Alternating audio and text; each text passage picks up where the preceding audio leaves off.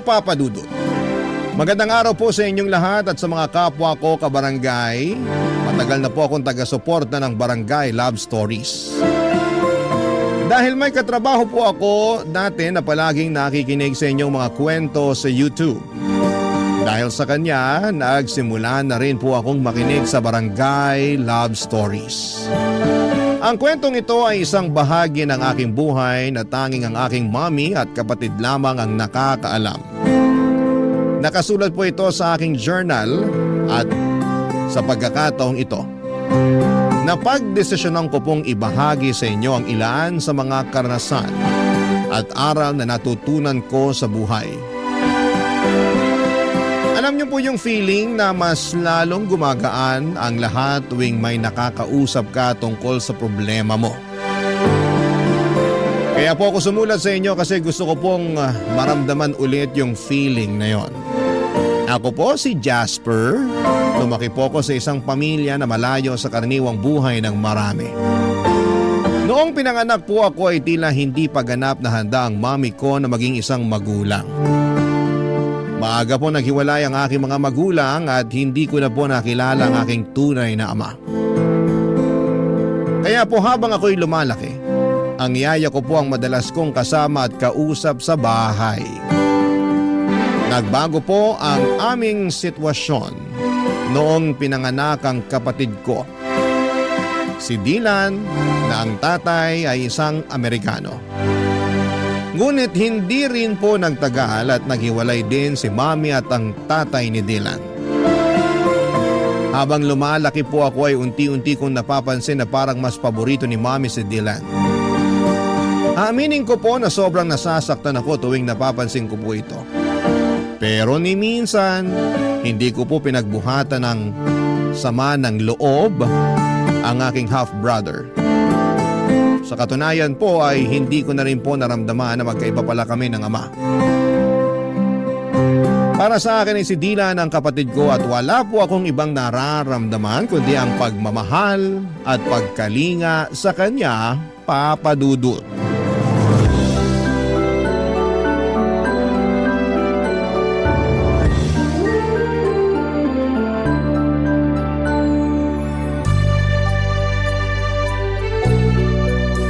Ang tangos talaga ng ilong mo. Sana kahit kalahati man lang bigyan mo ako. Tapos ang puti-puti mo pa. Iba talaga pag may lahing kano. Mukhang naliligo kahit hindi naman talaga naliligo. Huwag mo nga akong simulan, kuya. Nagkakaganyan ka ng dahil lang sa ilong. Okay din naman yung ilong mo ah. Parang isda. Boneless. Ah, ganun ha? Dylan, ayaw ko sanang sabihin to sa'yo pero sa tingin ko ito na yung tamang oras para malaman mo ang buong katotohanan. Sana maintindihan mo na hindi madali sa akin na sabihin to sa'yo. 2 years old ka lang noon nung napulot ka ng kasambahay natin sa basurahan. Hindi alam ng kasambahay natin kung ano ang gagawin niya noong mga panahon na yun. Kaya si mami na ang nagpaubaya at nagpalaki sa'yo. Ano nga akala mo sa akin 5 years old? Hoy, lumang tugtugi na yan. Balikan mo na lang ako pag nakapag-isip ka na ng bago. Eto naman, di na mabiro. Nga pala, asan si mami? Namamalengke ata. Kanina pa wala dito yun. Ang sabihin mo, baka nagbubulakbol. Ang di ko rin kasi maintindihan dito kay mami. Para siyang teenager kung umasta. Kung yung ibang nanay dyan, sobra-sobra yung pag-aalaga at pag-aaruga sa mga anak nila. Tayo naman parating naiiwan sa bahay kasama yung maid. Di ko tuloy maiwasan mainggit dun sa mga kaibigan kong pinag-iigpitan ng mga nanay nila. Naku, bahala ka dyan. Huwag mo kayo damay. Ayokong paghigpitan ako, no? Tsaka isa pa, ayaw mo nun? Pwede tayong kumain at maglaro ng video games buong maghapon. Kung sa bagay, pero mas maganda sana kung may tatay tayong kasama dito, no? Ay, yang si mami talaga. Sana naman makahanap na siya ng matinong lalaki. Oo nga. Di ko pa talaga nararanasan yung pakiramdam na magkaroon ng isang ama. Pareho lang naman tayo. Yung tatay ko di ko na rin naabutan. Tapos yung tatay mo naman, sobrang bata mo pa nun. Di nga nagtagal ng 1 month yun dito sa bahay. Mabait pa yung tatay ko, kuya. Ewan, di ko rin masabi. Pero ang natatandaan ko, parati silang nag-aaway ni mami. Tas kadalasan, nasa terrace yung tatay mo umiinom at nagyoyosi. Ah, Ako naman Amerikano. Ano kaya magiging lahi ng susunod nating kapatid, kuya? German? Japanese? O Canadian? Ano sa tingin mo? Uy, sana naman di na magkaanak yan si Mami. Hirap na nga siya sa ating dalawa eh. Sa akin nga lang pala siya nahihirapan. Ikaw ang paborito eh. Kumbaga sa internet, ikaw yung nakabookmark na website. Tas ako yung parang advertisement sa video na pilit sinasara. Grabe ka naman, kuya. Hindi naman siguro. Di mo ba talaga napapansin? O sige ha, nung isang araw, anong kinain mo for breakfast? Bacon. Teka lang, bakit mo naman naitanong yan? Mismo. Nung isang araw, pinagalitan at pinigilan niya ako nung kinuha ko yung bacon sa ref. Sabi niya pa nga sa akin, nagtitipid daw tayo. Pero mukhang ako lang naman tong tinitipid niya. Ikaw naman, kuya. Nagkakaganyan ka ng dahil lang sa bacon. May longganisa naman sa ref eh. Yun na lang ang kainin mo. Ano ka ba? Hindi lang yun. Napapansin ko rin na siya yung palaging kumukuha ng report card mo. Pero yung report card ko, sa maid niya parati pinapaubaya. Hala, baka ampun ka nga. Joke lang. Pero seryoso na to. Pakiramdam ko din na favorite ka ni Mami kasi ikaw tong mukhang foreigner sa ating dalawa. Uy, paano mo naman nasabi yan? Napapansin ko lang kasi na ikaw tong laging binibida niya tuwing kausap niya yung mga kaibigan niya. Tapos kapag pumupunta yung mga kaibigan niya dito sa bahay, ikaw lang yung pinapakilala niya sa kanila. Pakiramdam ko tuloy kung hindi ako ampon. Siguro nakababatang kapatid niya ako. Sa totoo lang, sobrang bigat sa pakiramdam. Kuya talaga? Ba't kung makapagsalita ka parang kasalanan kong lahat? Uy, sorry na. Di ganun ang ibig kong sabihin ha. Pasensya ka na. Masyado lang ako nadala ng mga emosyon ko. At isa pa, yung pagtrato sa akin ni Mami, palagi mong tatandaan na wala kang kasalanan doon, okay? Problema naming dalawa yun ni Mami. Sorry na at ikaw tong napagbubuntungan ko ng sama ng loob. Promise, di ko na ulitin. Last na yon. Talaga? Oo, Walang iwanan ha? Promise? promise. I love you, kuya.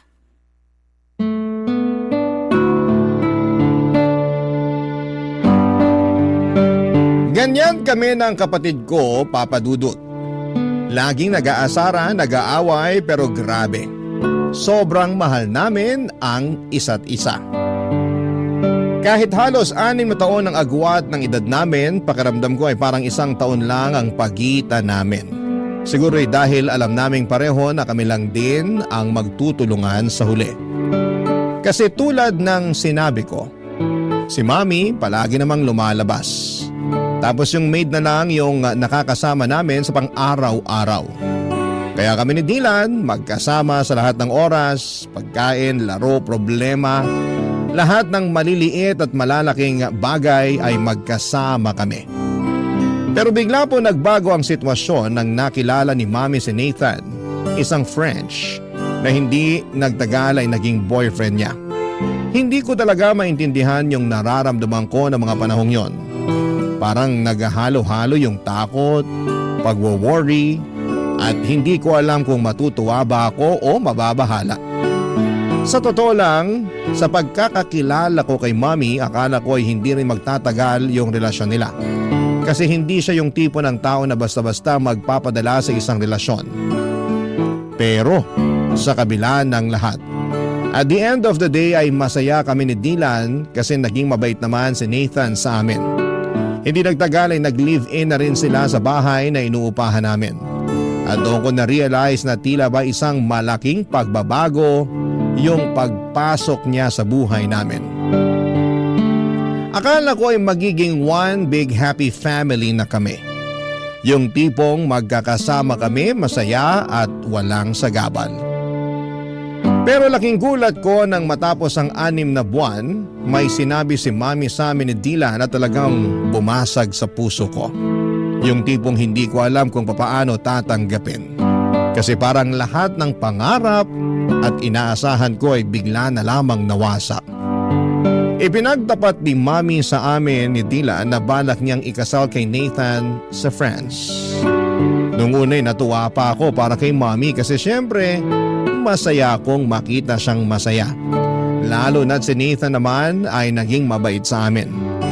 Pero hindi yon ang talagang bumasag sa puso ko. Yung sumunod na sinabi ni Mami ang nagdulot ng pasakit na hindi ko alam kung papaano ko haharapin, Papa Dudut.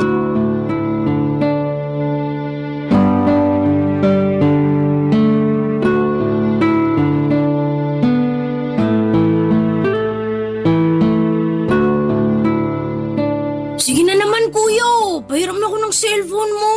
Sandali lang. Hindi mo ba nakikita na naglalaro pa ako? Manood ka na muna ng TV doon sa sala. Kanina ka pa naglalaro eh. Okay na yan. May kailangan Mami! tayong pag-usapan. Bakit? Ano po yun? Mukhang seryoso to ah. Patay. Kung may nabasag dito sa bahay, malamang kasalanan ni kuya yan. Basagin ko kaya mukha mo, gusto mo? Tumigil na nga kayong dalawa. Tungkol to sa napag-usapan namin ng Tito Nathan nyo. Bakit po? Magpapakasal na kami. At napagdesisyonan namin na doon na kami sa France magpapakasal. Ibig niyo po bang sabihin, sa ibang bansa na tayo titira? Astig! Sa wakas, makakakita na ako ng snow. At napagkasunduan rin namin ng Tito Nathan nyo na si Dylan na muna ang dadalhin namin. Ano? Dylan, lumabas ka na muna. Pero kuya... Sige na, please. Sige na anak, iwan mo na muna kami ng kuya mo. Okay po.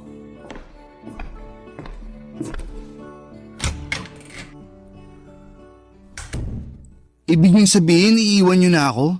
Jasper, mahal ang cost of living doon. Walang bahay ang Tito Nathan mo sa France. Umuupa lang siya ng apartment doon. Magsisiksikan lang tayo kung isasama ka pa namin. At isa pa, mas makakamura tayo kung dito ka na muna sa Pilipinas mag-aaral. Bakit pakiramdam ko na nagpapalusot lang kayo? Alam ko naman na sa simulat sampul pa lang si Dylan na ang paborito niyong anak. At wala kayong narinig sa akin dahil mahal ko naman yung kapatid ko na yan. Pero di ko akalain na aabot kayo sa puntong paghiwalayin niyo kami. Jasper, wala na akong magagawa. Pinoproseso na ni Tito Nathan ang visa ko pati na rin ang visa ng kapatid mo. At huwag kang mag-alala kasi pumayag na ang lola mo na dun ka muna mag-aaral at titira sa kanya sa probinsya. Sobrang unfair niyo naman po. Alam ko na matagal niyo ng pangarap na maging residente sa ibang bansa. At nabigo kayo nung naghiwalay kayo ng tatay ni Dylan, hindi po ba? Hindi ko rin akalain na ipagpapalit niyo ako para lang sa pangarap mong yan. Ang kapal ng mukha mo? Bawas-bawasan mo yung tabas ng dila mo dahil kung hindi mas malalapad siya nang aabutin mo sa akin. Nakapagdesisyon na kami ng Tito Nathan mo, Jasper. At wala ka nang magagawa doon. Huwag kang mag-alala. Dadalaw kami dito pag naging residente na kami doon. Hindi ka naman pababayaan ng lola mo dito sa Pilipinas. Pero kayo po ni Dylan ang kailangan ko. Hindi niyo ba naiintindihan yun? Ang tigas naman ng puso niyo sa akin. Para niyo na rin pinamukha sa akin na parang kasalanan ko pa na nabuhay ako sa mundong to. Kung ganito lang din naman ang kahinat na ng lahat ng to, sana pala iniwan niyo na lang ako kay Lola nung ipinanganak niyo ako. Bakit niyo ba ako kinupkup kung hindi niyo rin naman pala kayang panindigan? Anong klase kayong ina? Isa pa, Jasper, at tatamaan ka na talaga sa akin. Umayos ka. Hindi kita pinalaking bastos. Kung tutusin, hindi niyo naman ako pinalaki, di ba? Buong buhay ko, lagi kayong wala. Ano po ba ang naging kasalanan ko sa inyo para tratuhin niyo ako ng ganito? Kuya? Kuya, ano pang sinabi ni Mami sa'yo? Nagbago ba ang isip niya? Mukhang buo na ang desisyon niya. Kung ganun, hindi ako sasama sa kanila. Dito lang ako sa tabi mo, kuya. Dylan, wag. Ha? Anong ibig mong sabihin? Mas magiging maganda ang buhay at kinabukasan mo pag sumama ka papuntang France. At dun, mararanasan mo na rin ang pakiramdam ng magkaroon ng isang buong pamilya. Kaya ipangako mo sa akin na magpapakabait ka dun, ha? Buong pamilya? Anong buong pamilyang pinagsasasabi mo dyan? Hindi ka nga kasama, di ba? Dylan, pinapangako ko sa'yo na magkikita pa tayo. Isipin mo na lang na pareho tayo nagbabakasyon sa ngayon. Susunod ako sa France at magsasama ulit tayo sa isang bubong, promise. Kuya, mamimiss kita. Ako rin.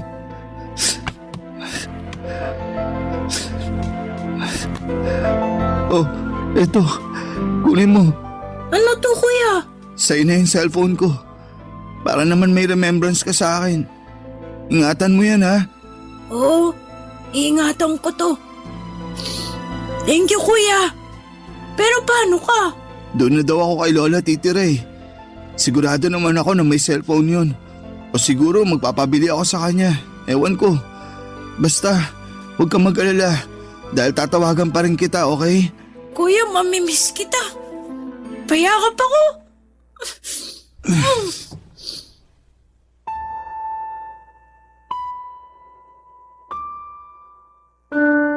Papadudot, sobrang nasaktan ako sa naging desisyon ng nanay ko.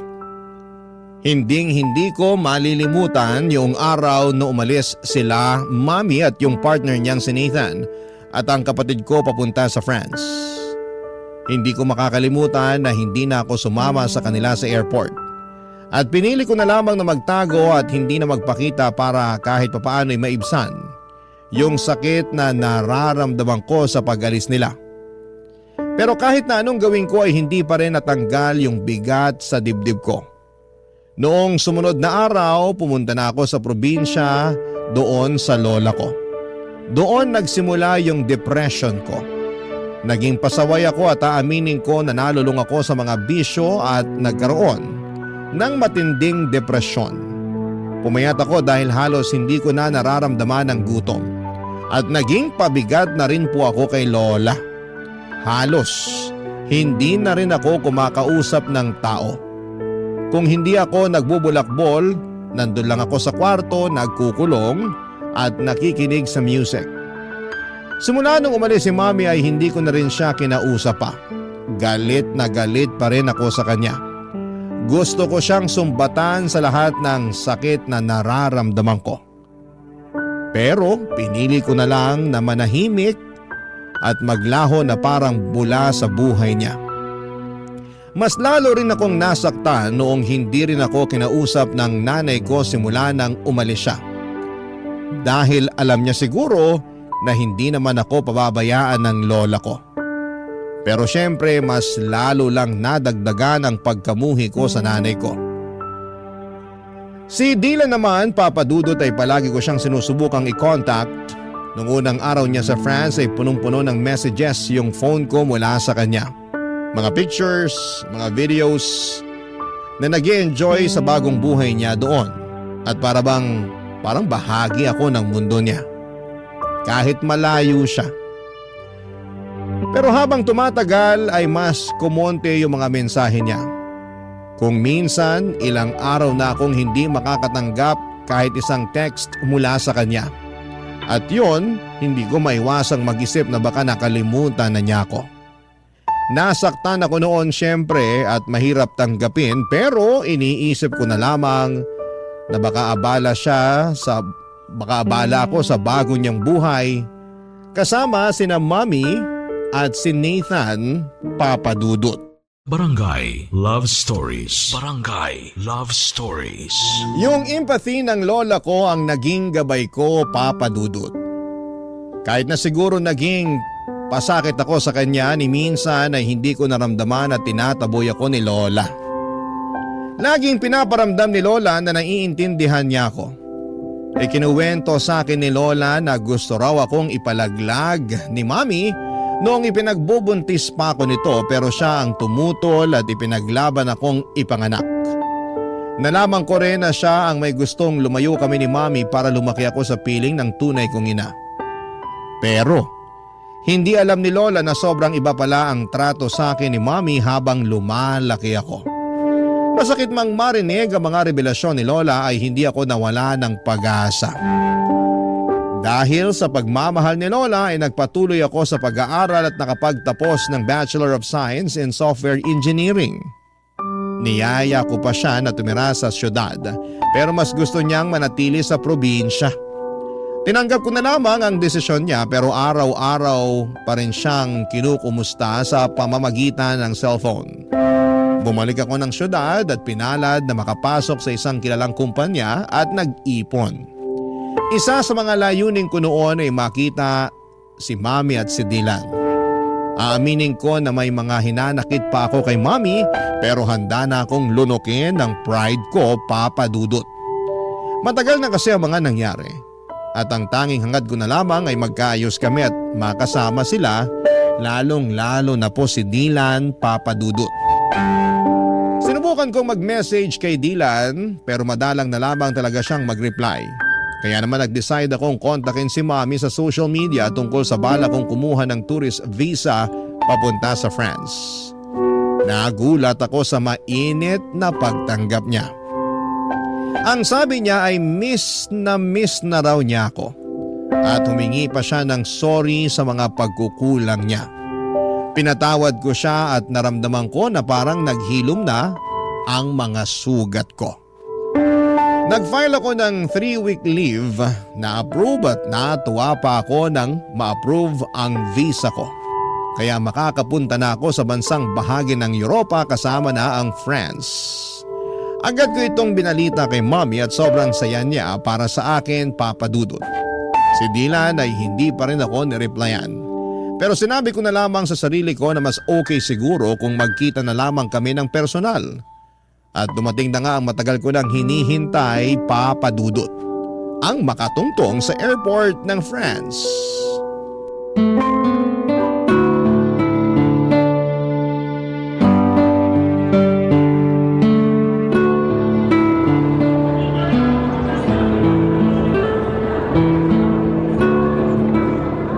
Jasper! Mami! Dylan! Namiss ko kayo, sobra! Namiss ka rin namin, anak. Ang laki-laki mo na. Ito rin si Dylan, oh. Halos hindi ko na nga makilala. Mas matangkad pa siya sa akin. Uy, kumusta ka na? Namiss kita sobra. Ano ba? Nasasakal ako! Ay, sorry, pasensya ka na. Masaya lang talaga ako at nagkita na rin tayo. Uy, ikaw ba't bihira ka na lang mag-text sa akin? Di mo na rin sinasagot yung cellphone mo tuwing tumatawag ako. Alam mo, konti na lang magtatampo na talaga ako sa'yo. Jasper, pwede ba?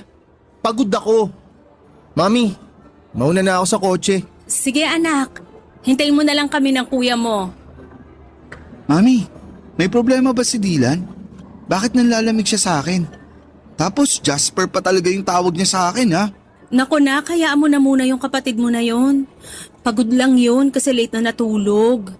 Pero syempre, ginising ko siya ng maaga at pinilit ko siyang samahan ako dito sa airport. Kaya pala. Pero bakit Jasper lang yung tawag niya sa akin kanina? Aaminin ko, medyo nasaktan ako dun. Nak, sobrang magkaiba kasi ang kultura dito sa France at doon sa atin sa Pilipinas. Dito kasi sa France, walang kuya-kuya at ate-ate. First name lang ang tawagan ng mga magkakapatid dito. Ano ba yan? Sobrang nakakapanibago naman.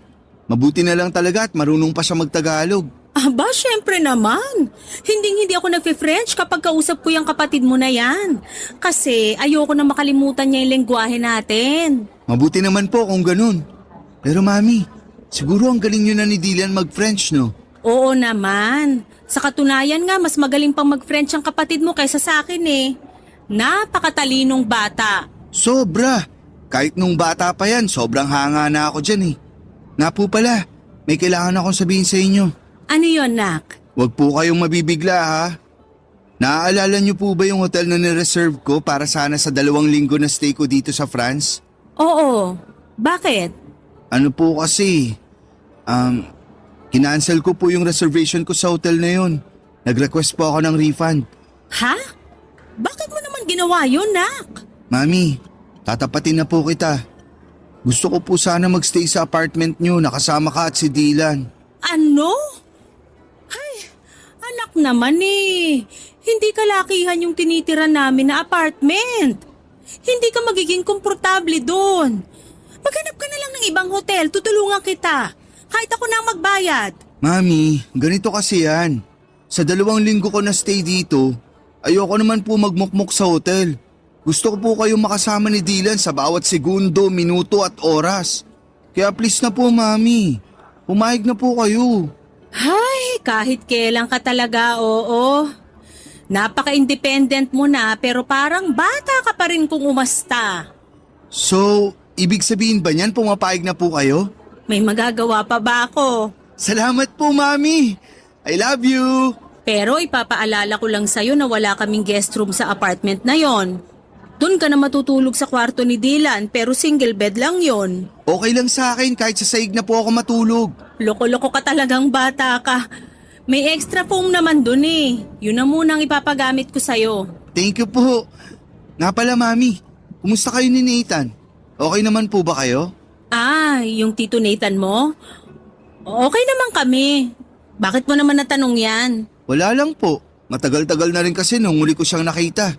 Sa tingin niyo po ba, okay lang sa kanya na doon na muna ako tutuloy sa apartment? Ayan tayo eh. O di ba sana naisip mo yan bago mo kinansela yung reservation mo dun sa hotel? Ibang klase ka talagang bata ka. Mami talaga. Sigurado akong mabibigla yon. Pero huwag kang mag-alala. Ako na magpapaliwanag sa kanya. Thank you, Mami. Kaya mahal na mahal ko po kayo eh. Naku, nambola pa. Pero Jasper, kung sakaling may marinig ka na ingay galing sa kwarto namin, huwag mo na lang pansinin, okay? Kasi alam mo naman, buhay mag-asawa, paminsan-minsan may mga hindi pinagkakasunduan. Pero wala namang problema na hindi nasosolusyonan, di ba? Bakit po? Madalas po ba kayo mag-away ni Nathan? Alam mo naman mga French, ang tatapang. Tapos kapag may pinaniniwalaan sila, talagang pinaninindigan nila. Kaya ayan, paminsan-minsan nagtatalo kami dahil sa ugali ng Tito Nathan mo na ganyan. Kaya pala. Mukhang maninibago ako dito ah. Halika na nga, sa bahay na tayo magkwentuhan. Papadudot, tumuloy po ako sa apartment ni na Mommy at salamat na lamang at napapayag si Nathan na doon ako tumira ng 2 linggo. Mabuti na rin po at naging okay na kami ni Mommy at sobrang nagpapasalamat po ako sa Panginoon dahil sa maayos ang relasyon namin. Pero si Dylan po ay mukhang siya naman po ngayon ang nanlalamig. Hindi na kami masyadong nagkakausap. Kahit nasa isang kwarto lamang kami natutulog. Kadalasan po ay naka-headset lamang siya at tuwing tinatanong ko siya o nakikipag-small talk, parang hindi siya interesado. Minsan nga po ay hindi na niya ako sinasagot ng maayos. Nung una iniisip ko na baka epekto lamang ito ng pagiging dito niya sa France nanirahan. O baka naman dahil sa mga pagtatalo ni Mommy at Nathan sa kabilang kwarto. Alam ko po kasi na kahit na hindi nila sinasadya ay malaki ang epekto ng mga ganong bagay, lalo na kapag naririnig ng bata. May mga pagkakataon din na iniisip ko na baka may pinagdadaanan siya na hindi ko pa rin nauunawaan. Sinubukan ko pong kausapin siya minsan kung bakit siya nanlalamig. Pero iniiwasan lamang po niya ako.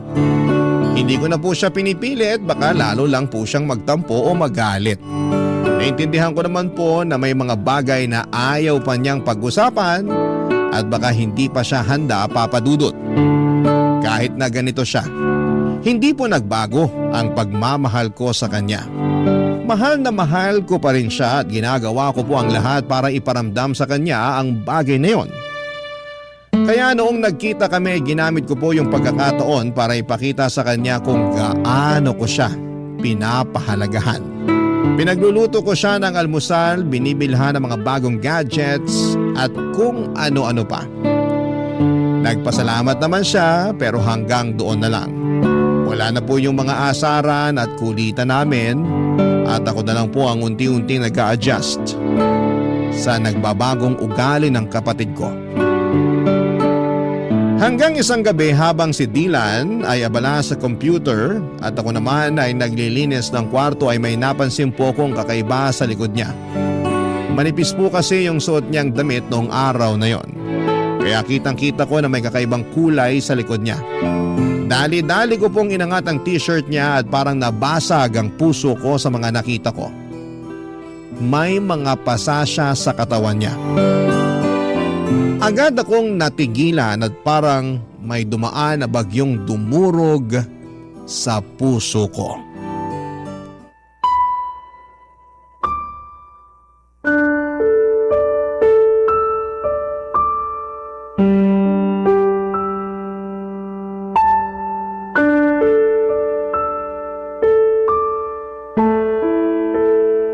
Dylan, ano yan ha? Ba't ang dami mong pasa? Ang OA mo naman, pwede ba huminahon ka? Wala to. Nadulas lang ako sa CR nung isang araw. Dylan, wag mo akong gawing tanga. Alam ko yung pinagkaiba ng pasa na galing sa aksidente at pasa na sinadya. Sino may gawa nito sa'yo, ha?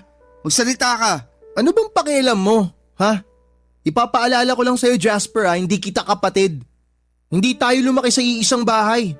At higit sa lahat, magkaiba tayo ng tatay. Kaya utang na loob, lubayan mo na ako, tigilan mo na yung pagpapanggap mo na concern ka sa akin. Seryoso ka? Talaga ba, Dylan? Ang sakit mo naman magsalita. Ganyan na ba talaga kasama ang tingin mo sa akin? Ni minsan hindi ko inisip na magkaiba tayo ng tatay. Simulat sa pool, kapatid na buo ang tingin at turing ko sa'yo. Ba't ka ba nagkakaganyan, ha? Ano bang nagawa akong kasalanan sa'yo para kamuhian mo ako ng ganito katindi? Nangako ka sa akin dati na susunod ka, di ba? Nangako ka na magkikita tayo ulit pero pinaasa mo lang ako. Ang tagal ko naghintay, nagmukha akong tanga. Hanggang napagod na lang ako. Napagod ako sa walang katapusang paghihintay dun sa pangako mong napako. Pero nandito na ako ngayon, di ba? Dylan naman. Hoy, wag ka nga umasta na parang kasalanan ko kung bakit ako nagkakaganito.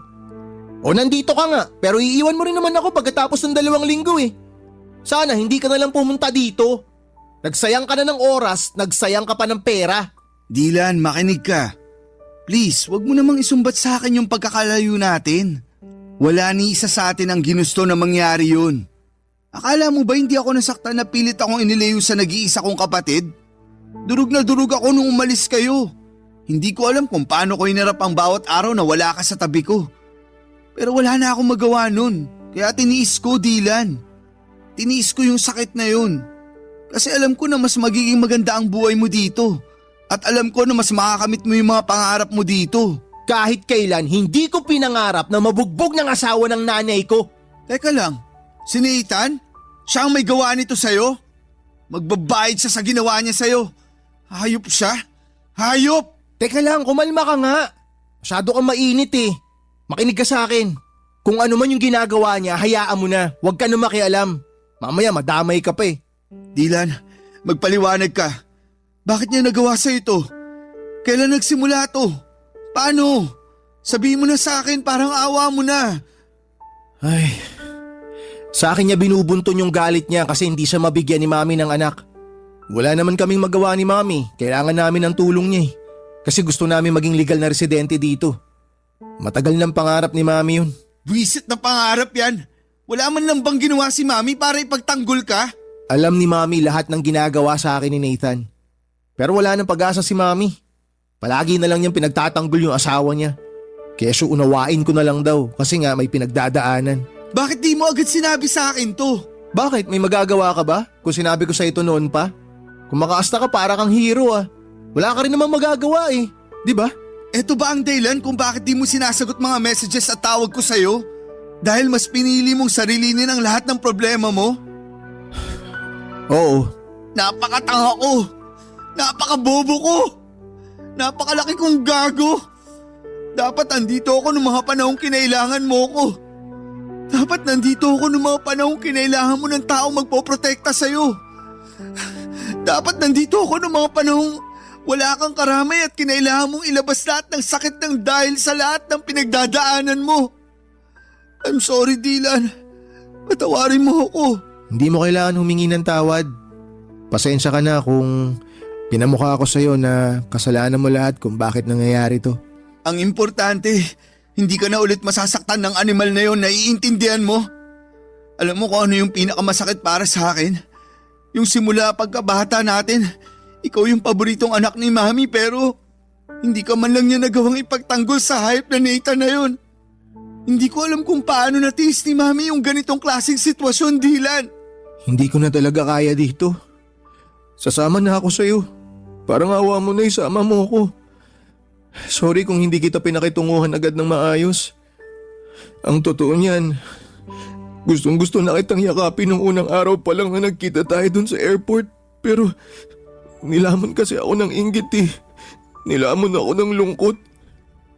Naiinggit ako kasi malaya mo nagagawa lahat ng mga bagay na gusto mo. Habang ako, mala-impyerno yung buhay ko dito. Kung ako ang papipiliin, mas gugustuhin ko na ako na lang sana yung naiwan sa Pilipinas eh. Dylan, Alam kong alam mo na kung may paraan lang para pagbaligtarin ko ang sitwasyon nating dalawa.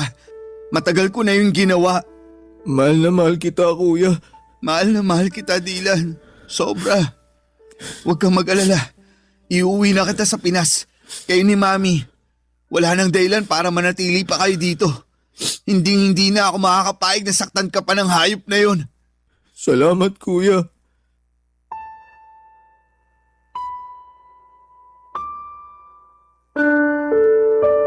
Sobrang gulo ng emosyon ko ng araw na yon, Papa Dudut. Hindi ko alam kung paano ko haharapin ang sinabi ni Dylan sa akin. Kung nung una ay pinapangarap ko pang magtagal sa bakasyon ko sa France, ngayon ay parang ang tanging hangad ko na lamang ay makaalis pabalik ng Pilipinas kasama ang nanay at kapatid ko. Kinausap ko si Mami noon at pinilit kong kumbinsihin siyang bumalik na sa Pilipinas kasama ko, pero tila baga nakatanim na sa isipan niya ang pangarap niyang maging residente ng ibang bansa. Pinagbantaan niya rin ako na hindi ko raw pwedeng i-report sa authority ang kalaguyo niya dahil masisira daw lahat ng plano niya. Tinutulan niya ang tulong ko at sa mga mata niya ay parang isang malaking pagkatalo na lamang ang bumalik sa Pilipinas. Sobrang sakit ng pakiramdam ko. Kahit na anong pilit ko ay nagmatigas siya, Papa Dudut. Kitang-kita ko na ang toxic na ang relasyon nila ng asawa niyang Frances. Pero hindi pa rin siya tumitigil sa pangarap na makapagtuloy sa ibang bansa. Ang hirap, Papa Dudut.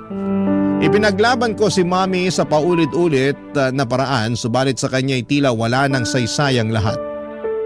Kaya't gumawa ako ng paraan at sa huli ang tanging magagawa ko na lamang ay iligtas at dalhin si Dylan pabalik ng Pilipinas. Pagdating namin sa Pilipinas ay parang isang milagro. Ang dating pagkatao ni Dylan pati na rin ang relasyon namin ay muling nabuhay. Parang ang mga piraso ng aming koneksyon na matagal nang nawalay ay unti-unting nagsimulang magdikit muli. Naramdaman ko ang pagbabalik ng tiwala, bukas siya sa akin at sa bawat araw ay tila mas nagiging malapit kami sa isa't isa, Papa Dudut. At ngayon dito na rin siya tumitira kasama ko sa kondo na inuupahan ko. Lahat ng mga pangangailangan niya ako na ang nag-aalaga at nag-aasikaso. At si Mami naman kahit nalabag sa puso ko na iwanan siya sa France ay wala po akong magagawa. Pakiramdam ko noon kung patuloy ako magmamatigas at ipagpipilitan ang gusto ko ay baka si Mami na mismo ang magtulak sa akin papalayo at ayoko mawala pa siyang muli. Hindi ko kayang masira pa ang natitira naming relasyon. Kaya kahit na ang sakit ay sinabi ko na lamang sa kanya na tawagan ako kaagad kung umabot na sila sa punto ng pisikala ng asawa niya. Binigay ko na rin sa kanya lahat ng mga phone numbers na mga pwedeng magbigay ng tulong doon kung sakasakali. Papa Dudut, gulong-gulo po ako noon. Para akong naiwan sa gitna ng isang bagyong hindi ko kayang kontrolin. Hindi ko matanggap na nanatili siya sa poder ng lalaking yon. Yung lalaking nanakit sa kapatid ko. Yung lalaking unti-unting tinatanggal ang kanyang peace of mind. Sobrang hirap at sa kabila ng lahat ng mga nangyari, parang hindi ko kayang tanggapin na patuloy niyang pinipili ang lalaking yon. Parang isang sugat na hindi mo kayang hilumin. Isang pighati na paulit-ulit na bumabalik. Barangay Love Stories. Barangay Love Stories. Papa Dudut, naging maayos naman po ang buhay ni Dylan dito sa Pilipinas. Lalo na at magkasama kami. Maliit lang ang inuupahan kong kondo pero komportable at magaan sa pakiramdam. Natustusan ko naman ang mga pangangailangan namin at sa bawat araw ay natututo rin si Dylan sa pag-a-adjust sa simpleng buhay dito sa Pilipinas. Ako na rin ang nag-aasikaso sa lahat ng papeles ni Dylan para makapag-stay siya ng maayos dito at higit sa lahat ay pinili kong ipagpatuloy ang kanyang edukasyon dito sa Pilipinas. Papa Dudut, masaya ako na naging mapayapa ang buhay namin kahit sa simpleng paraan. Ang mga maliliit na bagay na dating hindi namin binibigyang halaga, mga magaan na araw, tahimik na gabi ay ngayon ay nagiging malalaking bagay para sa amin. Ngunit sa kabila ng lahat ng ito, hindi pa rin nawawala ang matinding pagwo-worry namin kay Mommy, lalo na si Dylan. Paminsan-minsan ay binabangungot pa siya, parang ang mga masasakit na alaala mula sa France ay patuloy na bumabalik, Papa Dudut. Parang hindi siya makaalis sa mga trauma na iniwan sa kanya ng mga nangyari doon. Minsan ramdam ko ang takot sa mga mata ni Dylan at sobra siyang nagwo-worry sa kalagayan ng nanay namin. Hindi rin ako nakaligtas sa mga alalahaning yon. Pareho kami ng mga nararamdaman, yung bigat sa puso, yung takot na baka may mangyaring masama kay Mommy o kaya'y lalo siyang mapahamak, Papa Dudut. Ilang gabi rin ang lumipas na hindi ko maiwasang sisihin ang sarili ko. Sana'y mas pinilit ko si Mommy na bumalik sa Pilipinas kasama namin. Hanggang ngayon ay hindi ko pa rin mapatawad ang sarili ko sa desisyon kong iwanan siya doon. Marami akong tanong sa isipan ko kung sana'y mas pinilit ko pa siya, kung sana ay hindi ko siya iniwan, baka hindi na siya lumubog pa sa ganitong sitwasyon. Pero sa kabila ng lahat, Papa Dudut, ng pag-aalala at pagdududa, may mga bagay na kailangan ko ring tanggapin. Minsan, hindi mo kayang baguhin ang mga desisyon ng ibang tao. Lalo na kung ang pinipili nilang landas ay iba sa'yo. Ngunit kung may isang bagay man na hindi ko pagsisisihan, yon ay ang desisyon na dalhin si Dylan pabalik ng Pilipinas. Siyang naging dahilan kung bakit mas nagkaroon ng pag-asa akong maramdaman na natutulungan ko siya at magbagong buhay. Sa kanya ko nahanap ang lakas na magpatuloy at hindi ko kayang isiping wala siya sa tabi ko.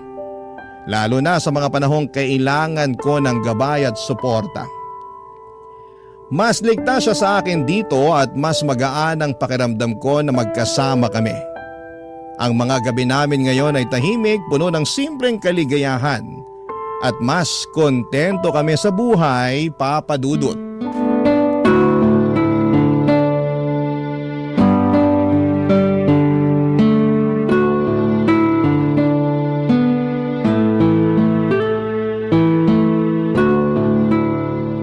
Kuya, Oh, Dylan, ano yun? salamat talaga. Hindi ka nagdalawang isip na isama ako pabalik dito sa Pilipinas. Sobrang pasalamat ko lang talaga at malaki pa yung natitirang pera sa savings ko noong mga panahon na yun.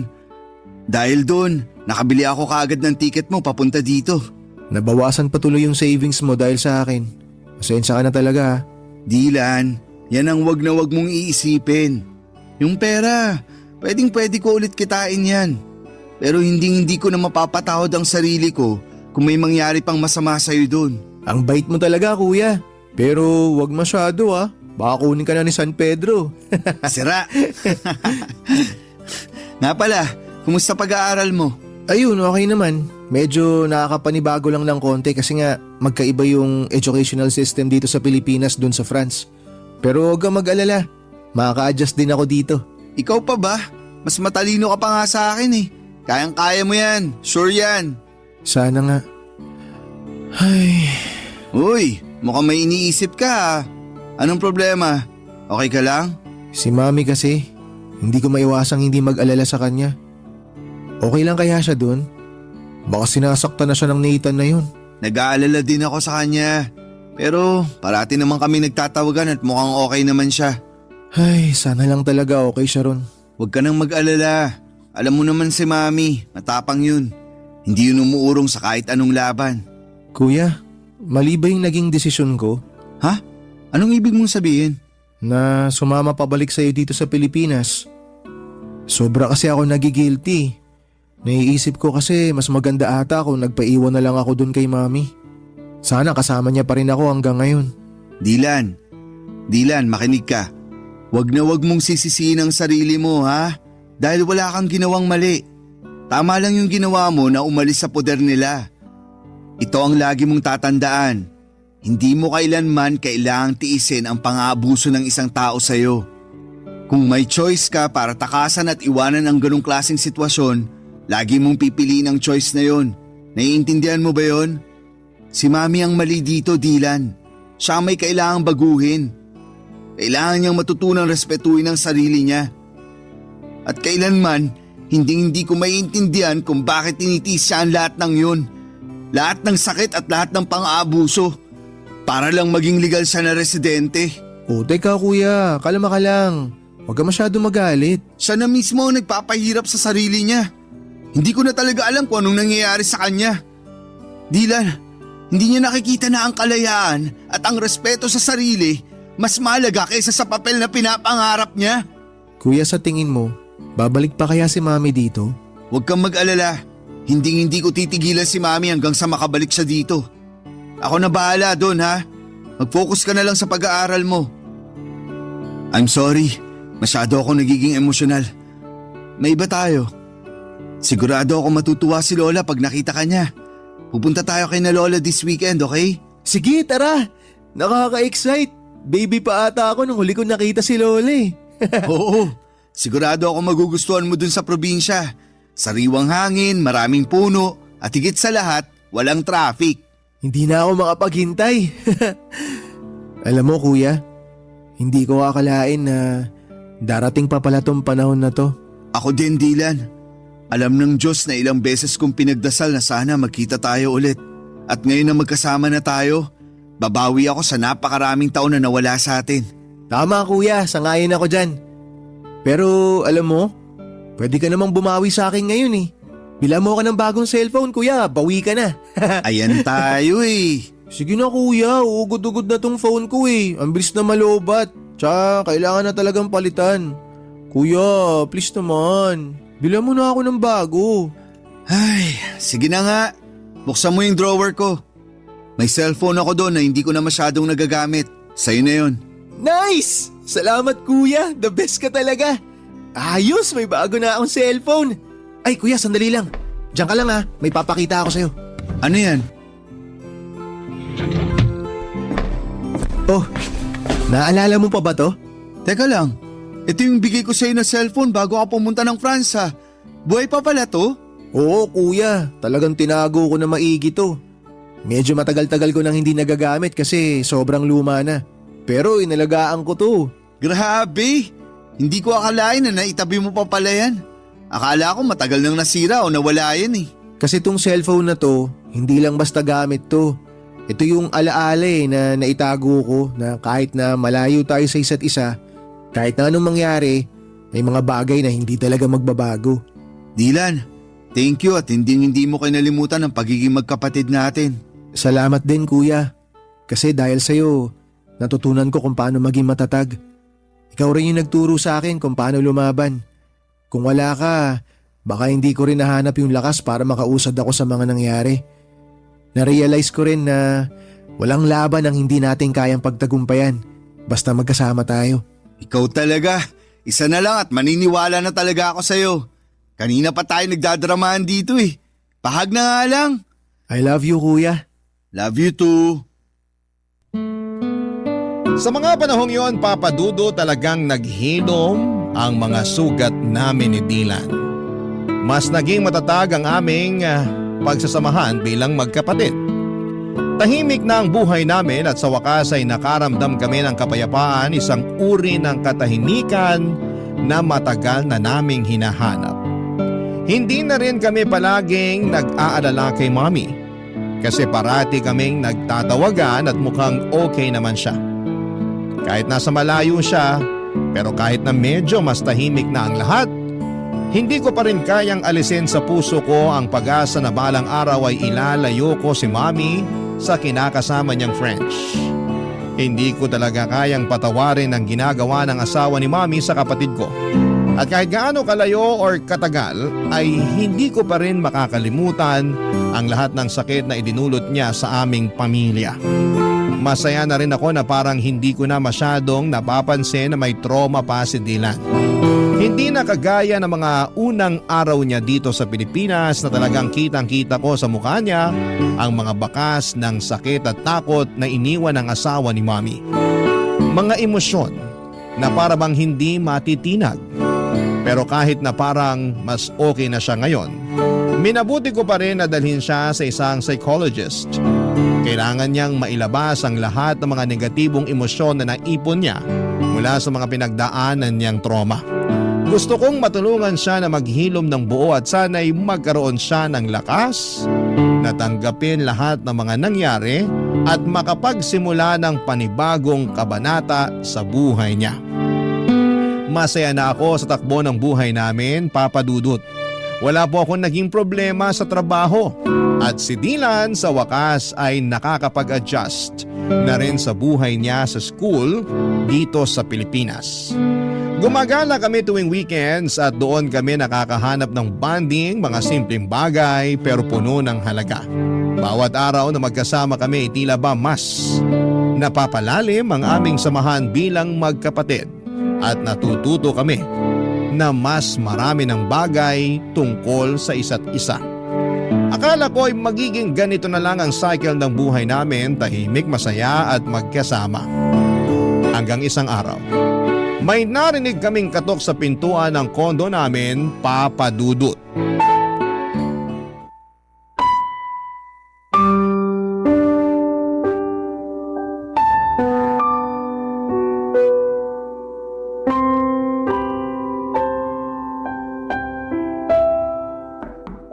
Sandali lang! Mami? Mga anak! I'm so sorry! I'm so sorry! Ang tagal kong hinintay ang araw na to. Teka, Mami, paano nyo nalaman yung address dito? Binigay sa akin ng lola niyo ang address niyo. Pasensya na kayo kung hindi ko sinabi na dadating ako kasi sa totoo lang, hindi ko alam kung may mukha pa akong ihaharap sa inyo. Naging makasarili ako. Ako ang dahilan kung bakit tayo nagkawatak-watak. Makinig ho kayo. Tapos na po yun. Hindi nyo na kailangang isipin yun. Ang importante, nandito na po kayo. Hindi ako naging mabuting ina dahil lang sa kagustuhan ko na umasenso at manirahan sa ibang bansa. Naging unfair ako sa inyong dalawa. Mga anak, I'm so sorry. Sising-sisi na ako sa mga naging desisyon ko sa buhay. Mami, wag nyo nang isipin yun. Okay na po tayo. Hindi nyo po alam kung gaano kami kasaya ni Kuya ngayon na nandito na kayo. Tsaka ang mas mahalaga ngayon, Mami, kumpleto tayong tatlo. At mas matatag na tayo ngayon. Tama po si Dylan. Hindi na po tayo magkakaiwalay ulit. Lahat ng pagkakamali ko, lahat ng sakit na naidulot ko sa inyo, parang isang malaking kasalanan na hindi ko na kayang itama. Walang kapatawaran yung ginawa ko sa inyo, mga anak. Mami, napatawad ka na namin ni Kuya. Matagal na. Hindi ko alam kung paano ko mapapalitan yung panahon na nawala sa atin. Pero kung may pagkakataon pa, babawi ako sa inyong dalawa. Ang importante po, narito tayo ngayon. At nandiyan kayo sa tabi namin. Hindi na natin may babalik ang nakaraan pero sigurado ako na mas marami pang magagandang bagay na mangyayari. Lalo na ngayon na magkakasama na tayo. Salamat mga anak. Hindi ko alam kung anong ginawa ko para maging deserving pa ako ng pagmamahal nyo. Pero sobrang nagpapasalamat ako na may pagkakataon pa akong magbago at maayos ang lahat. Sobrang bigat ng kasalanan ko sa inyong dalawa. Mami, mahal na mahal ka po namin. Dylan, nagbulag-bulagan ako sa mga ginawang kahayupan sa iyo ni Nathan dahil lang sa pagmamahal ko sa kanya at sa kagustuhan ko na maging legal na residente. Naging impyerno ang buhay mo dahil hinayaan ko siya sa mga ginawa niyang kawalangyaan sa iyo, anak. Hindi mo deserve lahat ng nangyari sa iyo. I'm so sorry. Mami, aaminin ko po. Sobra ako nasaktan nang malaman ko na sinasaktan ni Nathan si Dylan. Akala ko po kasi noon, mas magiging ligtas si Dylan sa inyo. Lalo na siya yung paborito niyong anak kahit noon pa man. Huwag niyo po sanang mamasamain pero wala naman pong problema sa akin kung siya ang paborito niyo.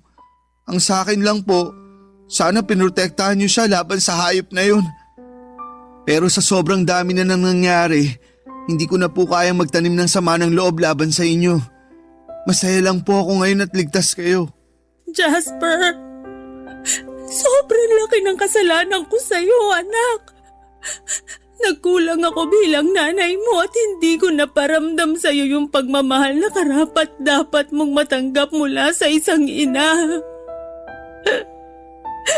Anak, maraming salamat dahil sa kabila ng lahat hindi ka nagdalawang isip na tulungan ang kapatid mo. Sobrang nagpapasalamat ako at nilayo mo siya kaagad sa malaimpyernong lugar na yon. Bakit, Mami?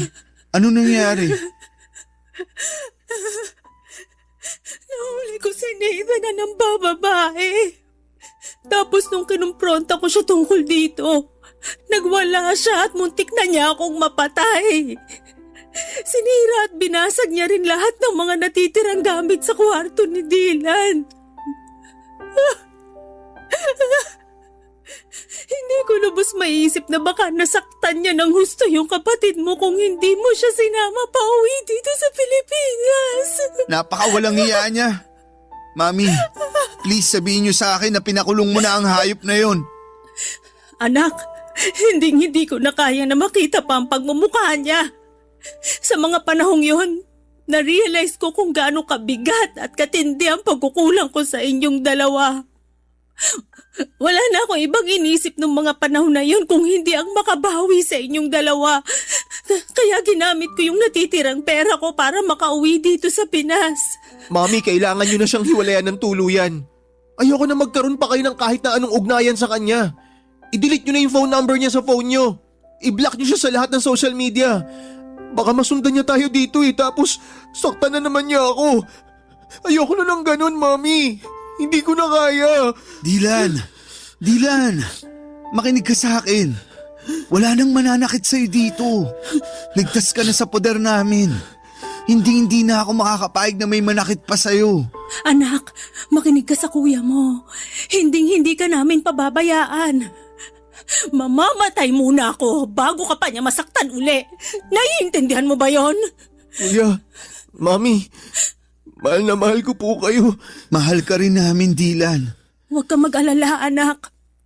Magbabago na ang lahat simula sa araw na to. Hindi na tayo maghihiwalay.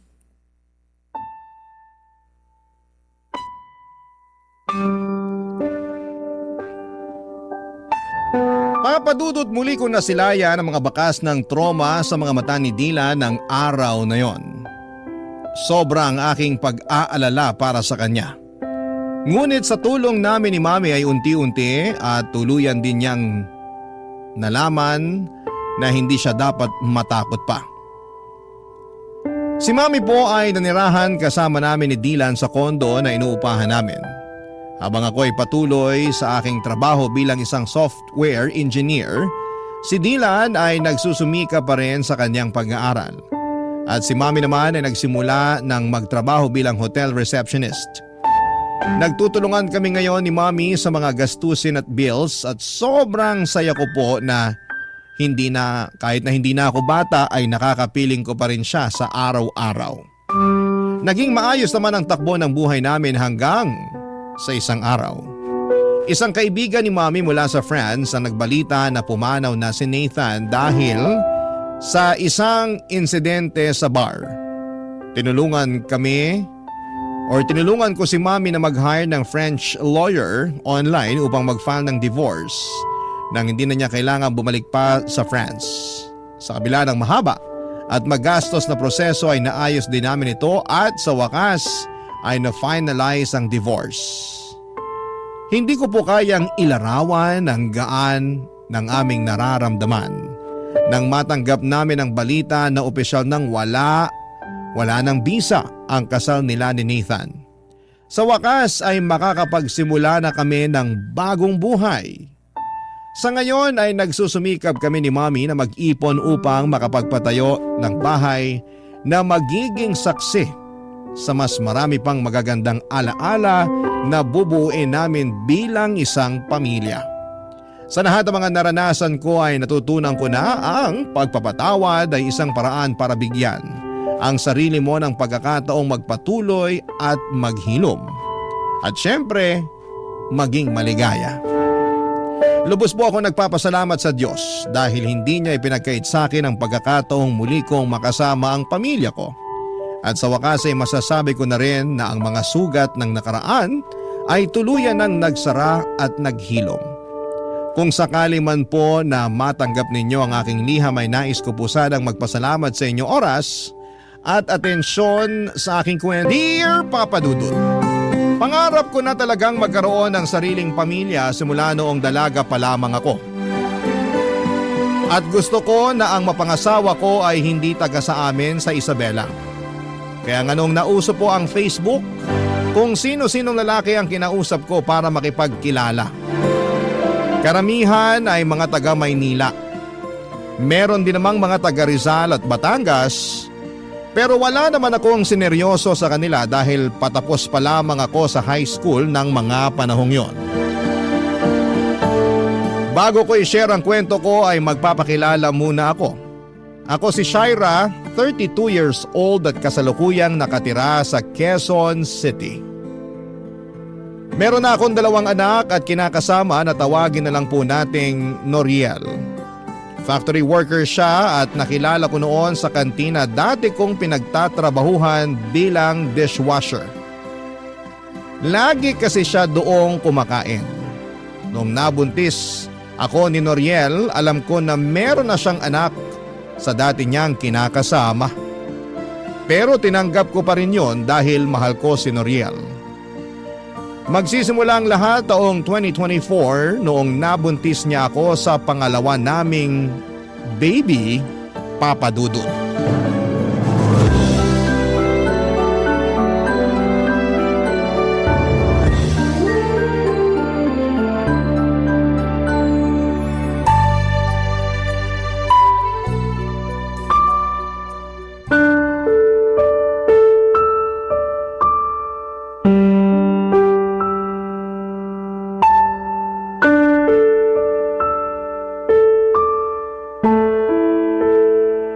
Kamusta? Anong resulta? Ayan o, tignan mo. 2 guhit?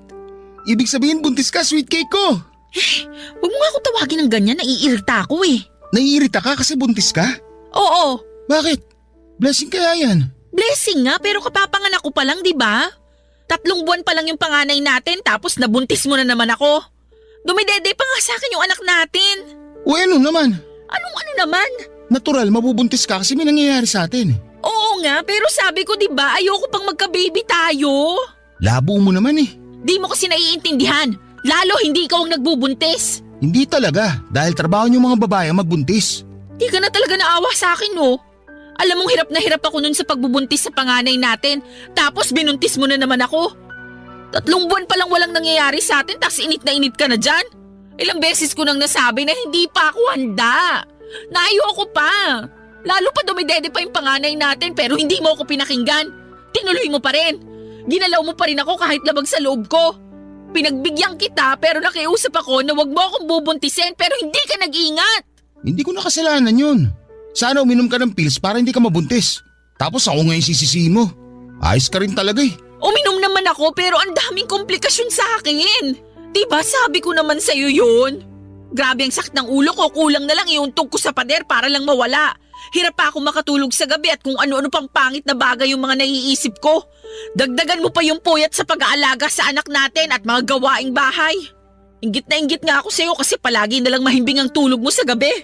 Tapos ikaw pa ang galit pag iniistorbo ko ang tulog mo dahil lang gusto kong magpatulong sa pag-aasikaso sa baby natin. May trabaho pa kasi ako kinabukasan nun. Ikaw kaya pumasok na puyat, sige nga. Di mo kasi alam na bantay sarado kami ng bisor namin. Bawal aantok-antok sa production. Kaunting mali mo lang, siba ka. At yun ang iniiwasan ko dahil kawawa tayo. Sana naisip mo man lang yun. Lagi kong iniisip ang kapakanan mo, kung anong mararamdaman mo. Pero ako ba? Kahit konti, iniisip mo rin? Ano bang klaseng tanong yan? Sagutin mo na lang! Malamang oo. Kaya nga ako nagsisikap sa pagtatrabaho para sa'yo at sa anak natin. Talaga lang Para ka namang sira eh. Sira na kung sira. Pero para sa akin, hindi totoo yung sinasabi mo. Kasi kung totoo na iniisip mong kapakanan ko, hindi mo ako agad bubuntisin. Wala kang awa sa akin? Akala mo ganun lang kadaling mag-anak? Kung makapagsalita ka parang di natin anak yung dinadala mo Paano na lang pag lumaki ang batang yan at nalaman niya na ayaw mo sa kanya? Ano na lang mararamdaman niya? Hindi ko sinabi na ayaw ko sa anak natin. Ang akin lang, hindi pa to yung panahon para magbuntis na naman ako. Hindi ka ba nakakaintindi? 3 buwan pa lang yung panganay natin, Noriel. Hindi naman kagad lalabas yung pangalawa natin. May ilang buwan pa para lumaki yung panganay natin. Hirap sa'yo, masyado kang OA. Ako pa talaga yung OA? Sino pa ba? Alangan namang nanay ko tayo lang naman nag-uusap dito. Isa pa yung nanay mo. Anong ginawa sa'yo ng nanay ko? Baka pag nalaman niyang buntis na naman ako, may masabi na naman siya sa akin. Kagaya nung unang beses na nabuntis ako. Pabayaan mo na si nanay. Ganun lang talaga yun. Masyado madaldal pero wala namang ibig sabihin yung mga sinasabi niya. Hindi mo ba nakikita na tuwang-tuwa naman siya sa apo niya nung pinanganak mo? Sigurado ako matutuwa lang din yun pag nalaman niyang buntis ka. Duda ako dyan sa sinabi mo. Parang hindi mo naman kilala nanay mo. Kilala ko siya kasi nanay ko siya. Ikaw ang baka hindi nakakakilala sa kanya. Ay, ewan ko sa'yo. Kahit ano talagang sabihin ko, wala akong boses pagdating dyan sa nanay mo. Hirap sa'yo lahat ginagawa mong issue. Una yung pagbubuntis mo. Tapos ngayon nanay ko naman. Wala ka talaga sa hulog eh.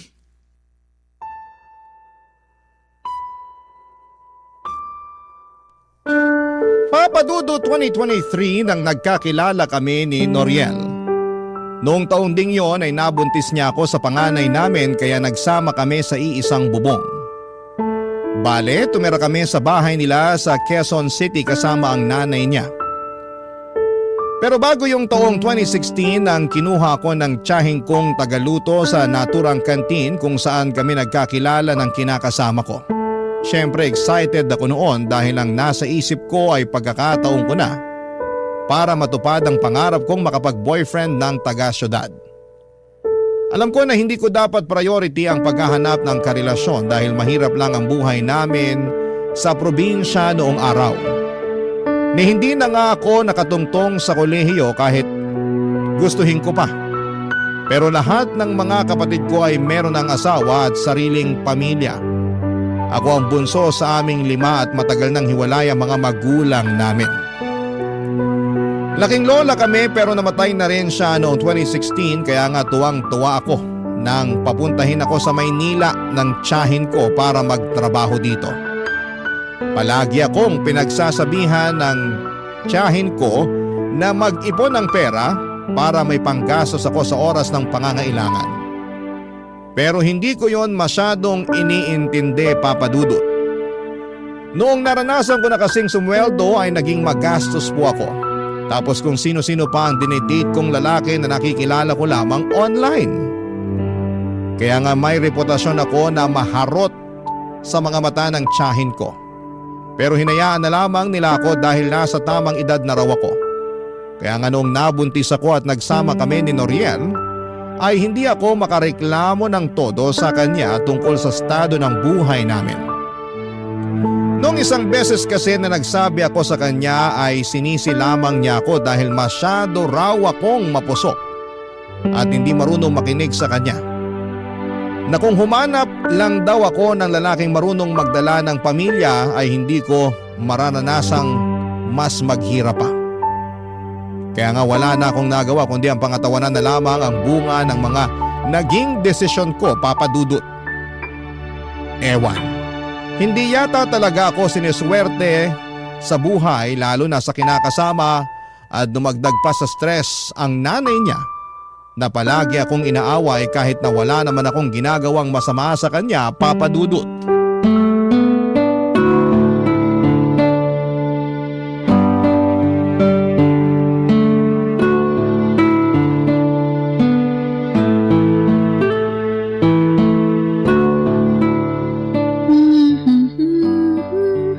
Wow! Ang cute naman ng damit ng baby niya. Kaninong baby niya? Kayo po pala, Nay. Oh, ako nga. Bakit kumakaano ka naman dyan Akala mo nakakita ka ng maligno. Hindi naman po sa ganon. Nagulat lang po talaga ako sa pagdating nyo. Paano hindi ka magugulat? Tutok na tutok ka dyan sa cellphone. Kulang na lang idikit mo yung mga mata mo dyan. Sobra naman po kayo. Ako pa ang sobra.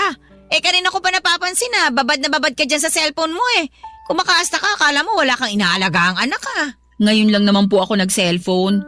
Yung anak ko naman po natutulog sa duyan sa kwarto. Hindi ko naman po sinara ang pinto para tanaw ko at mabilis kong mapuntahan. Lumabas lang po ako ng kwarto saglit para kumuha ng tubig na maiinom sa ref. Tapos nag-cellphone ka na dyan bigla. Nag-chat din po kasi yung tiyahin ko. Kinukumusta ako kaya nireplyan ko lang. Nag-chat daw. Maniwala sa'yo. Ay kung gusto niyo tingnan niyo pa po tong cellphone ko, kausap ko po yung tiyahin ko. Oo na. Pero may pasabi-sabi ka pa dyan Cute ng damit ng baby. Pinag-uusapan niyo rin ba ng tita mo yun? Ay, yun po ba? Hindi po. Nakita ko lang sa Facebook nung nagbukas ako ng account. Sinasabi ko na nga Puro ka Facebook. Wala naman po sigurong masama doon lalo't ngayon lang naman ako nag-Facebook, Nay. Kahit ano pang sabihin mo, hindi maganda sa isang nanay na katulad mo yung puro ganyan ang inaatupag. Dapat ang ginagawa mo pag hindi mo inaalagaan yung anak mo, naglilinis ka ng bahay. Tingnan mo, napakaraming hugasin sa lababo. Ako pa bang hinihintay mo maghugas ng mga yan? Hindi naman po, pero mamaya ko na sana huhugasan yung mga pinggan.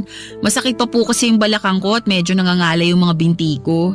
Sus, kunwari ka pa. Sabihin mo, nagdadahilan ka lang para hindi makapaghugas. Style mo, bulok. Ay, hindi naman po ako nagdadahilan. Hindi raw, pero halatang halata naman sa'yo. Inoobserbahan lang kita, Shaira.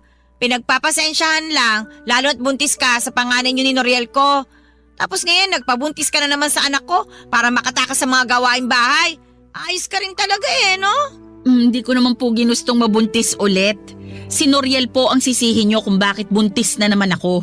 Aba, at bakit ko naman sisisihin yung anak ko? Siya po kasi may kasalanan. Sa totoo lang, ayoko nga po munang sundan yung panganay namin lalo 3 buwan pa lang siya. Kaya lang masyadong mainit si Noriel. Tapos nagtatampo pag hindi ko pinagbigyan. Malamang, may pangangailangan yung anak ko.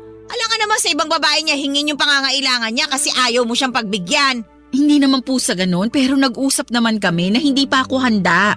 Sa kakaunting panahon lang naman ang hinihiling ko para makarecover yung katawan ko sa panganganak. Pero hindi naman siya nakinig. Ganyan talaga ang mga lalaki. Kaya nga dapat handa ka ano man ang mangyari. Tsaka kasalanan mo rin naman May iniinom kang pills, di ba? Meron po pero tinigilan ko na bago pa may mangyari sa amin ni Noriel. Oh, ayan. Hindi namin mo rin.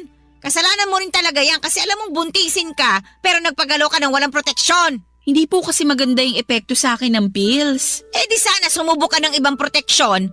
Hindi lang naman pills ang pwede mong gamitin para hindi ka mabuntis Alam ko naman po kaso nakakatakot Natatakot ka naman saan? Sa pwedeng maging epekto nun sa katawan ko.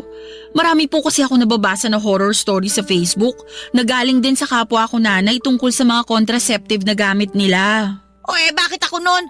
Wala naman nangyari sa akin nung nagpaturok ako Hirap kasi sa'yo masyado ko mapaniwalain sa mga nababasa mo sa Facebook. Iba-ibang katawan ng mga babae. Tsaka kung pumalpak yung unang ginamit mo, di magpalit ka ng iba. Subok lang ng subok hanggang mahanap mo yung hiyang sayo. Ganon yon. Papadudod simula pa lang noong tumungtong ang mga paako sa bahay ni na Noriel ay pinagtaasan na talaga ako ng kilay ng nanay niya. Buntis na kasi ako noon nang dinala ko sa bahay nila at pinakilala ako ng kinakasama ko sa kanyang nanay. Sinabi lang sa akin ni Noriel na may pagkamasungit ang nanay niya pero kuhanin ko na lang daw ang loob para magkasundo kami. Siyempre ang gusto ko ay magkaroon ng maayos na relasyon sa nanay ng kinakasama ko. Pero kahit na anong subok ko sa simula pa lamang ay mukhang ayaw talaga sa akin ang nanay ni Noriel. Madalas niya akong angilan na parang isang dragon na anumang sandali ay bubuga ng apoy. Ang dami rin niyang sinasabi, kumilos man ako o hindi sa bahay nila. Noong ipinagbubuntis ko nga ang panganay namin ni Noriel ay nahirapan talaga ako ng husto kaya kinailangan kong tumigil sa pagtatrabaho. Pinayuhan ako ng doktor na huwag masyadong kumilos pero hindi yon maintindihan ng nanay ng kinakasama ko. Papadudot lagi niya akong inuobliga na maghugas ng pinggan at maglaba. Kasi nakikitira lang daw ako sa pamamahay nila. Yun din ang rason kung bakit takot na takot akong magbuntis sa pangalawa namin. Bagay na hindi naman maintindihan ni Noriel na mga panahong nagsasama kami sa bahay nila, Papa Dudut. Barangay Love Stories. Barangay Love Stories. Papa Dudut, may 6 na taong gulang na anak si Noriel sa dati niyang kinakasama na sinusuportahan din niya ng mga panahong yon. Kaya ang maliit niyang sweldo mula sa pagpa-factory worker ay nahati sa anak niya sa una at sa amin. Bilang ako ang babae ay sa akin nakatoka ang pagbabudget kaya masasabi kong mas madalas pa kaming kapusin kaysa nakakaluwag. Ewan. Pero kahit na anong gawin kong paghihigpit ng sinturon ay hindi talaga kami makaahon, Papa Dudut. Kaya naman takot na takot akong magbuntis noon dahil sigurado na lalo kaming malulubog sa kahirapan. Alam ko naman sa sarili ko na mahal ko si Noriel, kaya nga lang ay lagi kong sinasabi sa kanya ang mga pangarap ko at gustong mangyari sa pamilya namin. Nagkasundo pa nga kami na kapag malaki-laki na ang panganay namin ay babalik na ako sa pagtatrabaho para makatulong sa kanya. Kaso'y nabuntis niya ulit ako nang wala sa oras. At kailangan na lang naming pangatawanan ang magiging baby namin habang nagpapatuloy sa buhay, Papa Dudut. Pero aminado ako na may mga gabi pa rin na binabagabag ako ng aking mga takot para sa magiging buhay namin sa hinaharap.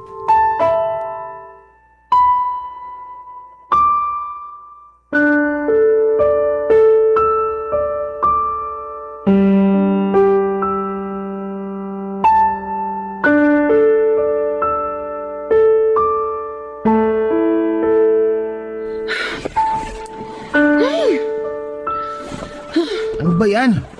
Kanina ko pa naririnig yung pagbubuntong hininga mo ah. Kita mo natutulog na yung tao eh. Sana all natutulog. Ako rito hindi pa eh. Kasalanan ko ba yon? Pikit mo ang mga mata mo. Kung ganun lang kadali yon, sana kanina pa ako tulog. Ano ba kasing problema mo? Ikaw ang problema ko. Lagi ka nalang nagagalit sa akin tuwing gusto ko magsabi sa'yo ng nararamdaman ko. Feeling ko tuloy wala ka ng pakialam sa akin. Gabing-gabi na nagdadrama ka pa eh. Patulog na nga yung tao oh. Saka saan na naman galing yung pinagsasabi mo? Sa akin lang. Naisip ko lang kasi yun yung pakiramdam ko. Shaira naman eh. Ayoko ng away. Pagod ako. Pagod din naman ako ah. Paano ko napagod eh? Nandito ka lang naman sa bahay natin. Baka nakakalimutan mo na buntis ako tapos nag-aalaga pa ako ng anak natin, Noriel. Kung makapagsalita ka dyan, akala mo madali rin ginagawa ko ah. Ay nako, nagre-reklamo ka na naman eh. Hindi ako nagre-reklamo. O ba't ganyan tono mo? Malapit ko na tuloy isipin na hindi ka na masaya sa pamilya natin. Talaga? Nakuha mo pang isipin yun kung sakali? Oo, mahal ko kayo ng anak natin. Pati na rin itong baby na nasa tiyan ko pero hindi ko lang mapigilang mapaisip kung meron ka ba talagang pangarap para sa amin. Ano na naman ba yan? May plano ka ba talagang ibukod kami ng mga bata? Ano? Alam mo kung anong sinasabi ko? Hindi ko alam. Ewan ko sa'yo. Ng bahay, Noriel. Hindi ba nangako ka sa akin noon? Pag nakaluwag-luwag tayo, ibubukod mo kami ng anak mo. Gusto ko lang malaman kung may bala ka pa rin na to pa rin yung pinangako mo sa akin noon. Sa totoo lang, parang malabo na yan. Lalo na ikaw may sabi pag nakaluwag-luwag tayo. Sa panahon ngayon, mas madalas pa tayong gipit kaysa nakakaluwag-luwag. Kaya paano ko pa matutupad yung pangako ko sa'yo na mabubukod ko kayo? Saka may paparating tayong baby. Di ba dapat mas unahin ko yung anak natin kaysa sa kung ano-ano mga naiisip mo? Pero di ba kapag nagsasama na ang babae at lalaki, bumubukod na sila? Para lang sa may mga pera yun. Saka, bakit ba gusto mong bumukod hindi naman tayo pinapalayas ni nanay dito? Hindi nga, pero bahay niya pa rin to. Dapat meron tayong sariling bahay lalo't lumalaki na ang pamilya natin. Sa panahon ngayon ang mamahal ng mga bilihin, paano pa kaya ang renta? Sige nga, gusto mo yatang mamulubi tayo at sa kalsada na lang tumira eh. Hindi naman siguro tayo aabot sa ganun. Aabot tayo sa ganun pag hindi ka pa nanahimik dyan. Masyado ko maraming gusto hindi pa nga tayo umaasenso. Kasalanan mo naman eh. Nag-usap na tayo noon. Maayos na yung plano natin na pag lumaki-laki ang panganay natin, tutulong ako sa pagtatrabaho para makaipon tayo. Kaso, masyado kang mainit sa kama. Ayun tuloy, nabuntis mo na naman ako.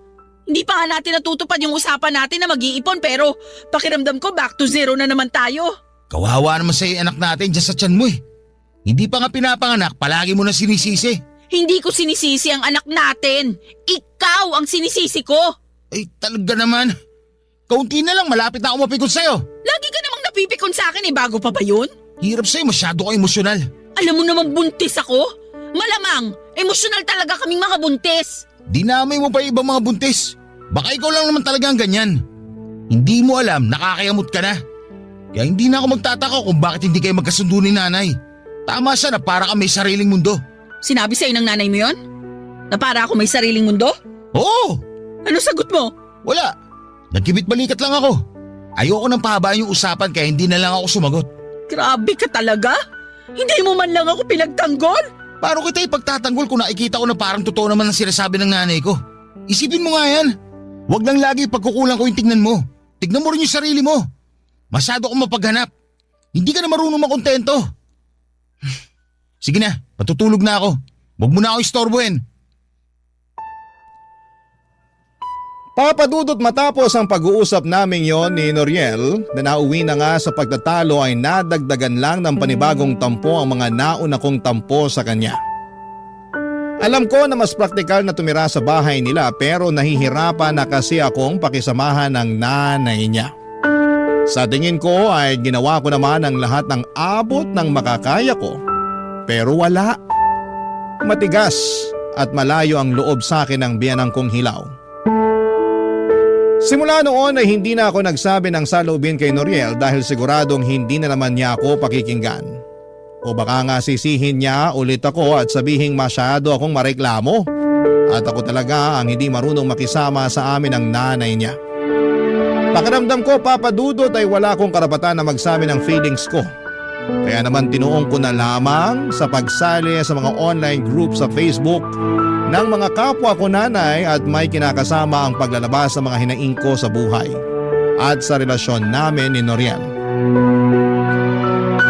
Bali ang ginagawa ko ay nagpo-post ako ng aking mga problema sa grupo na sinalihan ko at marami namang nagkokomento para magbigay sa akin ng pagpapayo. Hanggang sa may napansin akong isang Facebook account na paulit-ulit na nagko-comment sa mga post ko. Hindi nagtagal ay nag-chat sa akin ang naturang account para makipagkaibigan. Akala ko ay kapwa ko rin siya nanay kaya inaccept ko ang friend request niya sa akin sa Facebook. Pero makalipas ang ilang araw ng pag-uusap namin ay inamin niya na isa siyang lalaki papadudot.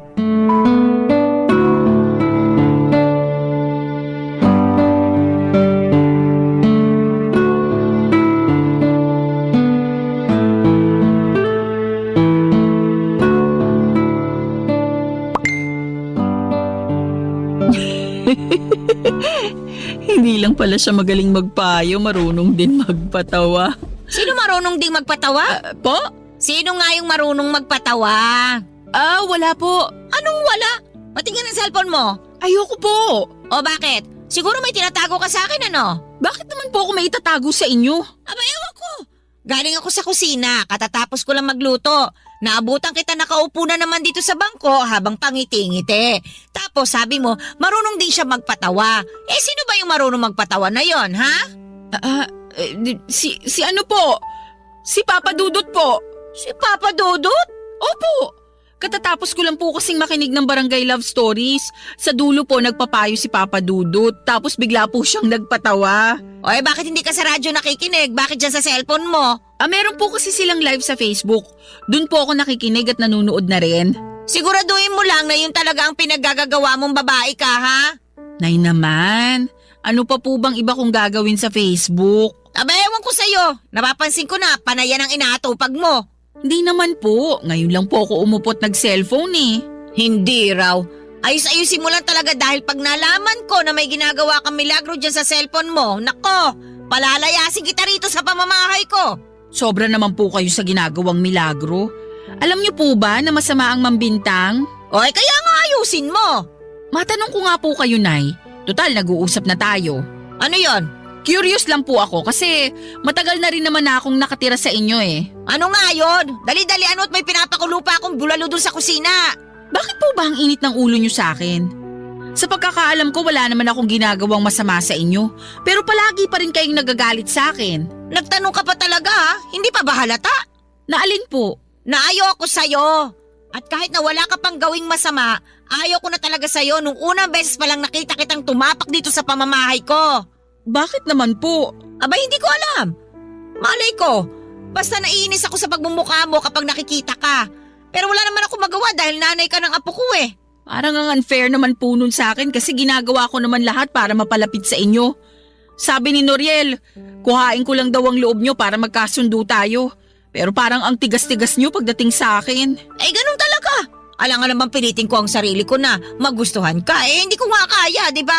Tsaka kahit paano sinubukan ko naman na tanggapin ka ng buong buo. Kaya nga lang talaga hindi ko magawa. Siguro kasi magkaiba kayo nung unang kinasama ng anak ko eh. Ayun, kahit paano, kuha nun ang loob ko. Magkaiba naman po talaga kami. O talaga magkaiba kayo. Kaya nga siguro ayoko sa'yo kasi mas gusto ko pa rin sa kanya. Pero ako na po yung kinakasama ng anak nyo. Kaya kailangan nyo akong tanggapin sa ayaw at sa gusto nyo. Kung palayasin kaya kita rito sa bahay ko sa ayaw at sa gusto mo. Grabe naman po kayo.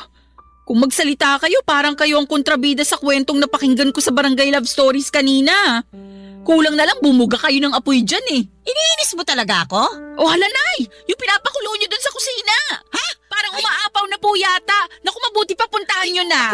Oo nga, kakalidis ko lang ng kalan eh. Baka dumumi na naman. Ay, teka nga, puntahan ko na nga at ikaw na babae ka ha. Tumulong ka dun sa paghahain sa mesa. Puro ka cellphone. Kulang na lang, idikit mo yung mukha mo dyan sa cellphone mo. Kayo nga po, puro na lang pagalit sa akin eh. Paano hindi ako magagalit? Binibigyan mo ako ng dahilan. Papadudot alam ko sa sarili ko na wala akong ginagawang masama. Kaya bakit abot langit na lamang ang galit sa akin ng nanay ng kinakasama ko? Kung makapagsalita siya, akala mo ay hindi ako ang nanay ng mga apo niya. Sobra talaga akong nasaktan sa mga ibinibintang sa akin ni nanay dahil wala namang totoo sa mga yon ni isa. Nakikipag-chat lang naman ako sa nakilala ko online at wala kaming ginagawang masama, papadudot. Saka hindi ko naman inuubos ang oras ko sa pakikipag-chat o pakikipag-Facebook lang gaya ng sinasabi ng nanay ni Noriel. Sa katunayan ay nagsiselfone lamang ako pag natapos ko na ang asikasuhin ang anak namin at gumawa ng kaunting gawaing bahay na kaya kong gawin. Pero parang tanga ang nanay ng kinakasama ko dahil sa araw-araw na lamang na ginawa ng Diyos ay palagi siyang nakakahanap ng kadahilanan para maggalit sa akin, papadudot. Barangay Love Stories. Barangay Love Stories.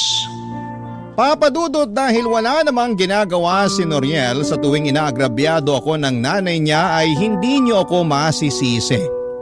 Kung lalong lumayo ang loob ko sa kanya. Pakiramdam ko ay mas matimbang talaga sa kanya ang nanay niya kesa sa akin at sa mga anak namin.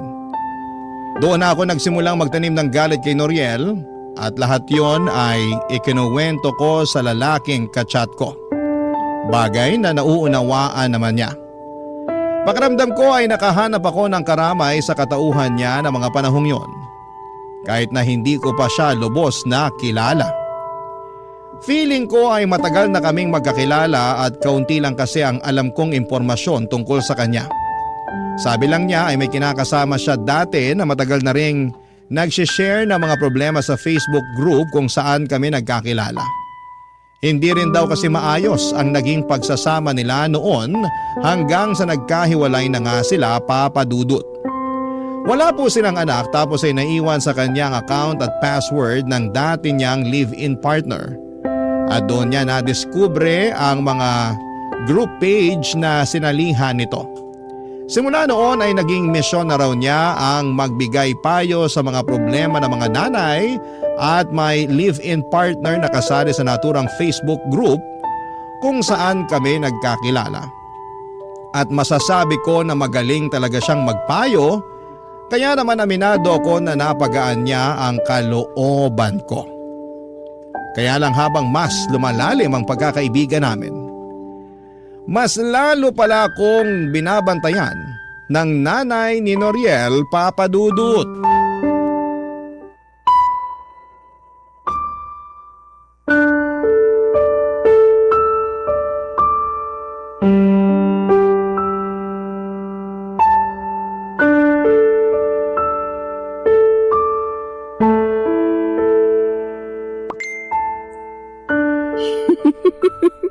Grabe, panalo talaga mga hirit niya.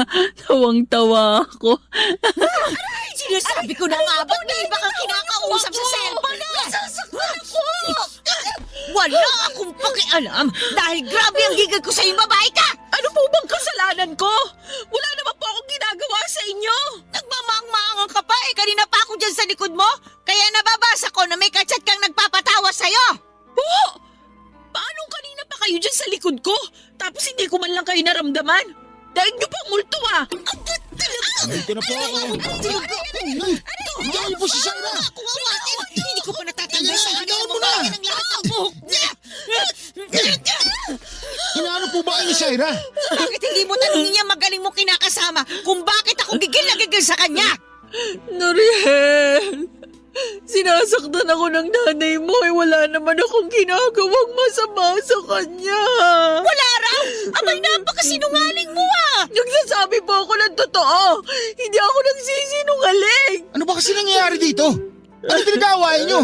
Yan kasing kinakasama mo, may kung sinong chinachat sa cellphone niya. Akala niya siguro hindi ko siya inoobserbahan. Kunwari pa na nakikinig kay Papa Dudut, pero meron naman palang ibang inaatupag. Totoo ba yun, Shaira? Hindi yun totoo. Anong hindi totoo? Oh, bakit hindi mo may pakita sa akin yung cellphone mo? Ha? Pakita mo dyan sa anak ko para magkaalaman na. Sige, kapag mali ako, ipapaputol ko itong dila ko ngayon din. Oh, ano pang hinihintay mo, Noriel? Kunin mo yung cellphone ng babaeng yan. Akin ang cellphone mo! Ha? Ayoko nga. Anong ayaw mo? Akin ang sabi! Bakit ba kasi kukunin mo? Di parang lumalabas na naniniwala ka sa sinabi ng nanay mo. Maniniwala talaga sa akin si Noriel dahil nanay niya ako. Tsaka bakit ako magsisinungaling? Sige nga. Dahil galit kayo sa akin. At gusto niyong lumayas ako sa pamamahay ninyo. Kaya nga mas nabigyan ako ng rason ngayon na palayasin ka. Akin ang sabi yung cellphone mo, Shaira! Titingnan ko lang naman. Kung hindi totoo yung sinasabi ni nanay, o hindi wala na tayong problema. Please, Noriel, huwag mo lang kunin yung cellphone ko. Akin na yung cellphone ko, Noriel. Hindi ko pa talaga agaw sa'yo, hindi mo pa ibibigay. Akin na yan. Hayaan mo na munang tingnan ng anak ko yung cellphone mo. Tingnan mo na, bilisan mo. Nandiyan sa messenger niya. Teka, ito na nga po. Oh, ano? Tama ako, di ba? May kachat nga na ibang lalaki yung magaling mo kinakasama. Sino itong kausap mo, Shaira? Wala yan. Anong wala ka dyan? Tingnan mo nga, nagbibiroan pa kayo. Napakasinungaling mo. Oh, yan! Yan ang dapat sa'yong malandi ka. Hindi po ako malandi. Wala akong ginagawang masama sa anak nyo. Noriel, maniwala ka sa akin. Wala akong nilalanding iba. Paano pa ako maniniwala sa'yo? May ebidensya na, oh. Tingnan mo, ang tagal-tagal nyo na pala nag-uusap. Kinukwento mo pa sa kanya yung mga problema natin. Bakit? Nagpapaawa ka? Gusto mo kampihan ka niya? Kasi nagkukulang na ako sa'yo bilang kinakasama at tatay ng mga anak natin. Hindi yun ganon. At saka magkaibigan lang kami. May kaibigan man na nag-good night at nag-good morning sa isa't isa. At nagpapaalalahanan ko kumain, ha? Pwede ba? Huwag mo na akong gawing tanga, Shaira. Napakasinungaling mo talagang babae ka.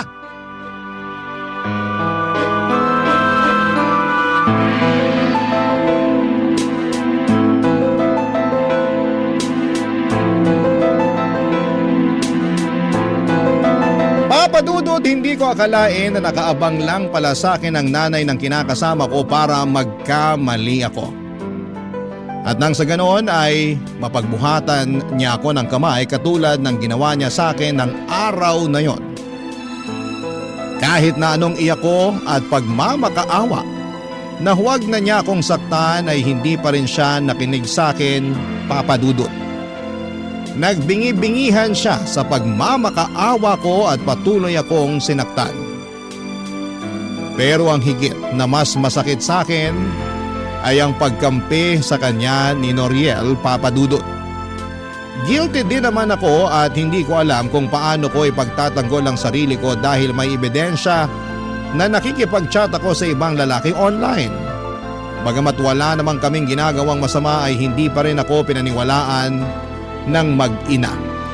Ipinilit nila, lalo na ni Noriel, na nanlalalaki ako at makapal daw ang aking mukha. Yun na rin ang simula ng panlalamig ng kinakasama ko sa akin dahil kumbinsido siya na may iba na ako. Isama pa ang sulsol ng nanay niya. Simula noon ay tinigil ko na ang pakikipag-usap ko sa chat at blinako na siya sa messenger ng walang paalam. Aminado ako na noong una ay nalungkot ako pero dahil guilty din naman ako sa pakikipag-usap sa iba ay wala na akong nagawa. Alam ko sa sarili ko na kailangan kong bumawi kay Noriel. Kaya lang mas pinaramdam sa akin ang kinakasama ko na hindi niya ako kayang patawarin sa kasalanan na nagawa ko, Papa Dudut.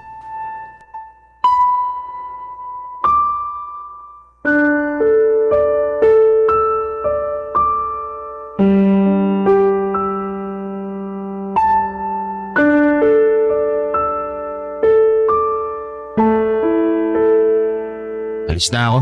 Baka matraffic pa ako pagpasok. Noriel, sandali. Bakit ba?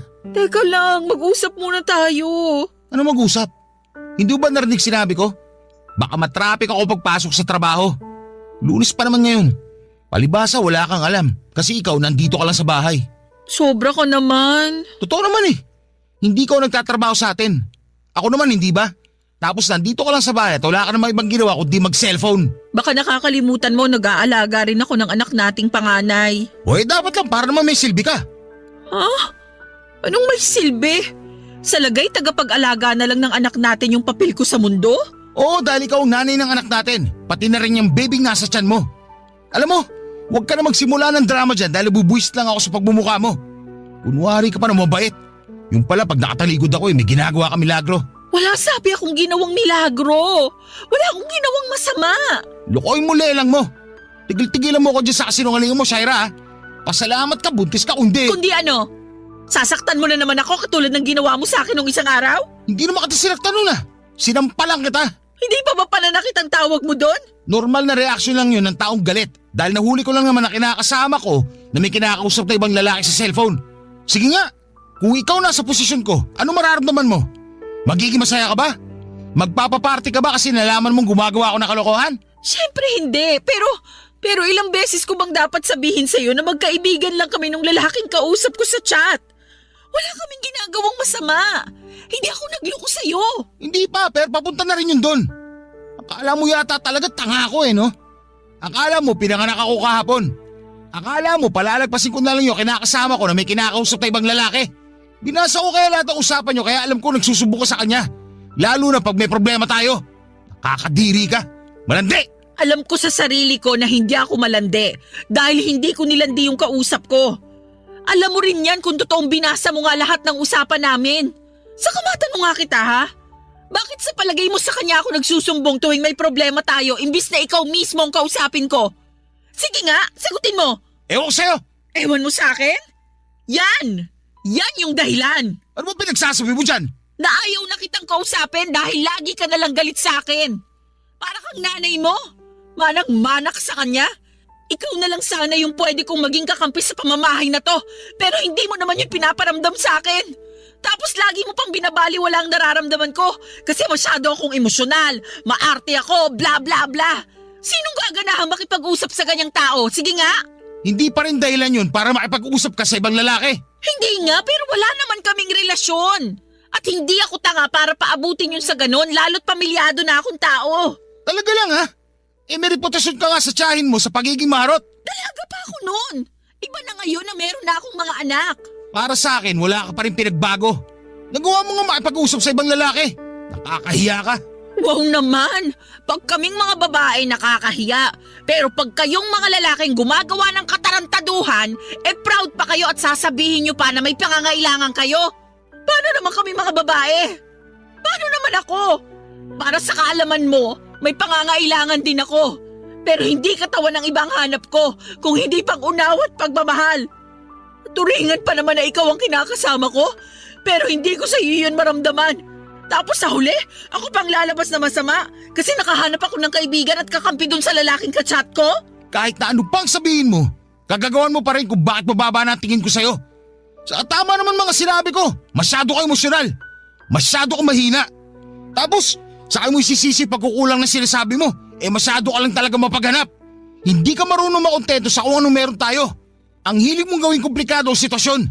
Tapos iiyak-iyak ka dyan, akala mo ikaw ang biktima rito. Lalo ako nabubwisit sa'yo Kaya pwede ba, Shaira? Tigil-tigilan mo ako ha? Papadudot, tinalikuran na ako ni Noriel pagkatapos ng pagtatalo namin yon at naiwan akong humahagulhol sa bahay nila. Sa ingay ko ay nagising ang nanay ng kinakasama ko at tulad na lamang ng inaasahan ay pinagalitan niya ako at ininsulto. Tinanong niya ako kung bakit hindi pa raw ako lumalaya sa bahay nila pero sinabi ko na lamang na kung aalis ako ay isasama ko ang anak namin ni Noriel, Papadudot. Doon na niya ako tinigilang kausapin dahil mukhang natakot siya na layasan namin sila ng anak ko. Sa totoo lang, Papadudot, ako ang mas takot na umalis sa poder ni Noriel dahil wala namang kaming mapupuntahan ng anak ko. Buntis pa ako ng mga panahong yon kaya wala akong nagawa kundi ang manatili sa bahay ng kinakasama ko hanggang mga anak ko. Pero kahit na dumating na ang bunso namin ay nanatili pa ring malamig ang pakikitungo sa akin ni Noriel.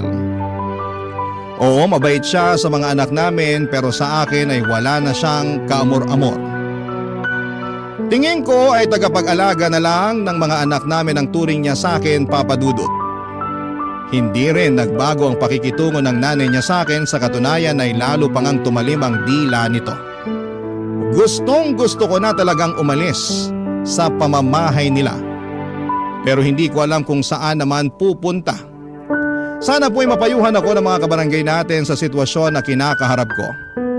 Alam ko namang may kasalanan ako pero pinagsisihang ko na yon. Saka bakit lahat na lamang ng sisi ay napunta sa akin? Pagod na ako at aminado akong may mga gabi na hinihiling ko na sana'y mamatay na lamang ako. Maraming salamat po, Papadudot, sakaling mapili ninyong i-area ang sulat ko, and God bless sa Barangay Love Stories. And more power sa inyong istasyon, number 1 po kayo sa puso namin. Ang inyong forever kapuso at kabarangay, Shaira.